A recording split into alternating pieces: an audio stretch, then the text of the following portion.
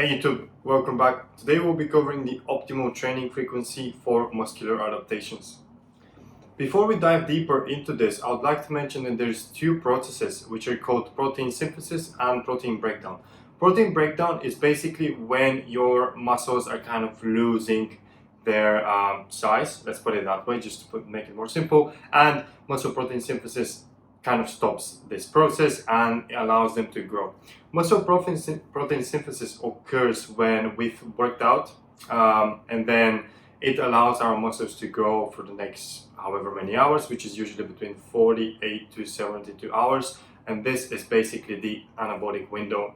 If this process is our only option for the muscles to grow, this means that if we do the normal bro split type of training, which means chest on Monday, back on Tuesday, so on and so forth, if we do chest on the Monday, around Thursday time, our muscles would no longer have the ability to grow because the muscle protein synthesis has already been deactivated for this particular muscle group.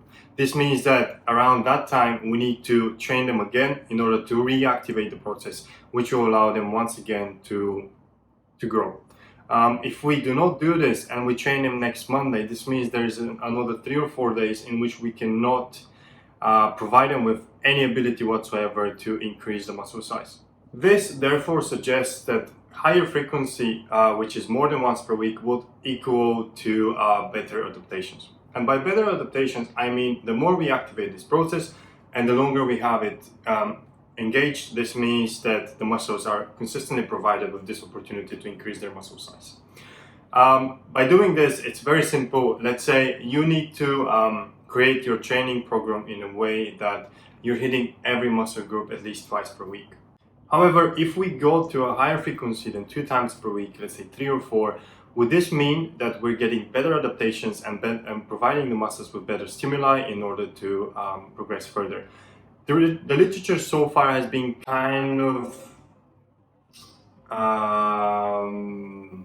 debating over this, and there's a lot of factors that can influence how often is the optimum to train a muscle group per week. There is also another thing that needs to be considered, and this is volume. Volume is the sets per muscle group per week that we're training. And let's say we're doing chest for 20 sets per muscle group per week.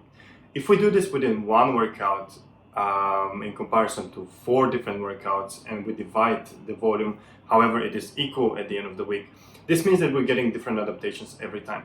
And so far the literature suggests that anything more than 10 sets per muscle group per day would not provide us with any extra adaptations whatsoever. So if you're sticking with one muscle group per day, let's say you're doing back and you're putting in 5 exercises or 4 sets, this means you're doing 20 sets for your back muscles.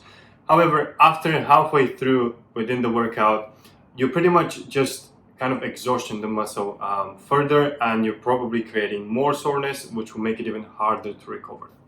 If you take more time to recover, this means that instead of growing, your body is just focusing on recovering what was damaged within your workouts. So far, we can kind of notice this trend that higher frequencies would equal more adaptations in the long term. And this is what actually the literature suggests. However, how much would actually be a good frequency for us?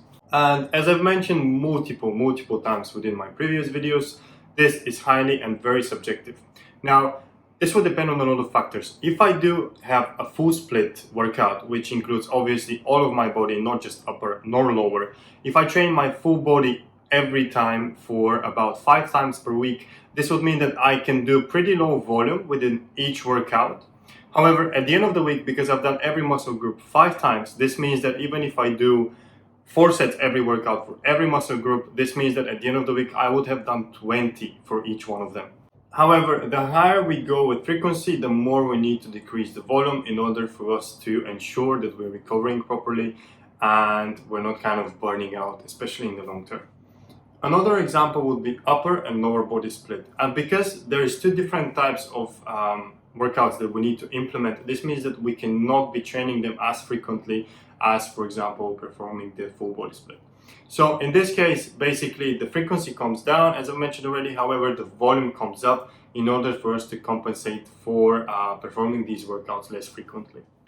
So whatever your current workout regime is, pay attention to your frequency, see if it's optimal for you or not, and what would dictate that would be your current lifestyle. And you can find out what I mean by that in my video on specificity in fitness, which will give you more details. Bottom line is, whatever your goal is, if you're having a frequency of more than once per week, this would mean that you're providing your muscle with enough stimuli to progress adequately. So experiment, find out what works for you, find out what doesn't. However, let's say you really find your current optimal frequency. I promise you that this over time will change. So once you find it, don't just stick with it for the rest of your life. Make sure that you adapt adequately based on your current lifestyle.